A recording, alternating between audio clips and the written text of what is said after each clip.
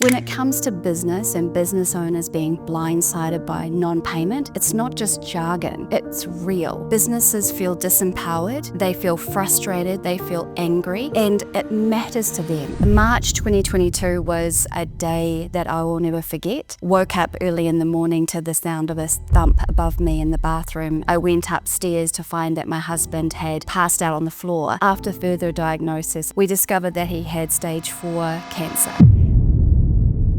I'm on the front line with business owners. When a customer has seen on the news that a client of them has gone into liquidation, owing them money with plants that hasn't been paid for, still sitting in the factory, I'm the first person that they call. So in marketing terms, we utilize this terminology of pain points. However, when it comes to business and business owners being blindsided by non-payment, it's not just jargon, it's real. Businesses feel disempowered, they feel frustrated, they feel angry, and it matters to them. They contribute to their families, they contribute to their communities, they're often volunteers for things like the fire brigade, and if we don't support our business owners, we really are undermining our own communities. So March 2022 was a day that I will never forget. Woke up early in the morning to the sound of a thump above me in the bathroom above the kitchen where I was making the morning coffee, and I went upstairs to find that my husband had passed out on the floor. We called the ambulance and got to hospital, and after a variety of tests discovered that he had a tumour in his bowel. After further diagnosis, we discovered that he had stage 4 cancer. From that point on, our focus became future oriented. Because I'm a business owner and because I owned my own time, it meant that I could be with him throughout his journey, and his cancer recovery journey became our cancer recovery journey. So we were very lucky. We had robust health insurance, he had income protection insurance, and his life insurance was paid out. We had the right financial resources around us to support the things we wanted to do for our family and for his health. We were able to afford the types of health care that he needed to get better. Now, 3 years later, he's almost officially in remission, and the journey has come to the recovery stage. If I hadn't been in business for myself, if I hadn't had the conversations with other business owners, we genuinely wouldn't have come up with some of the solutions that ultimately saved his life. It also meant that I was able to continue running my business my way and supporting our family in a way that enabled financial stability, but also time together and time for him to recover.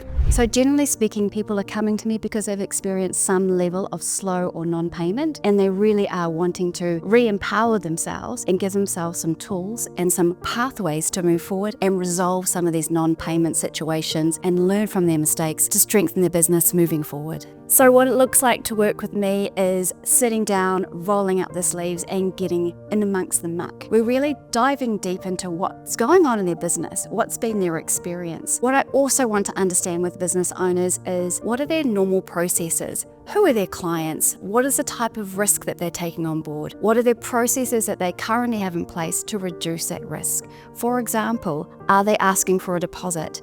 Do they have systems that allow them to invoice faster? Or are they operating on old systems which only mean that they can charge a 20th of the following month invoice, which sometimes leaves them feeling really vulnerable? But I will tell you about an amazing young family that I met who was running a motorbike repair business from his backyard. What he'd found though, because he was running his motorbike repair place from his garage, as it became the mate's place to hang out, and he was supposed to have 2 separate cell phones, one for his work cell phone and one for his personal cell phone. But he found there was just no ability to separate himself from being a business owner and being a mate. What that also meant is that he felt like it was hard to be strict with payment terms, and often people took their bikes away repaired without having paid for those bikes. So this was a classic example of some simple structural changes and helping him to actually realize that there is requirement for him to separate personal life and business life. During that period of time, we talked through a number of different things that he can do, including making sure that he only has one number that he uses for his business. He's also subsequently moved out of his garage and built a purpose-built space for his business close to home, but he gets that sense of, I'm going to work now and then I'm coming back. At the end of the day, I'm here for my family. It was really great to be a part of their journey and getting a hold of the practicalities of running a business, separating out their business life and their personal life, life, but also being a lot stronger, still being firm and fair around how they get paid for their services. If this is feeling way too familiar to you and you just know that is something that you have to do, if you feel like you've been lucky up until now, or you've been burned, or you know somebody that's been burned and you've seen the real pain, in order to start working with me, just reach out. There's a million different ways you can find me, through my LinkedIn page, through my Facebook page. You can find me on my website, and I'm here for you whenever you need me. Happy to help.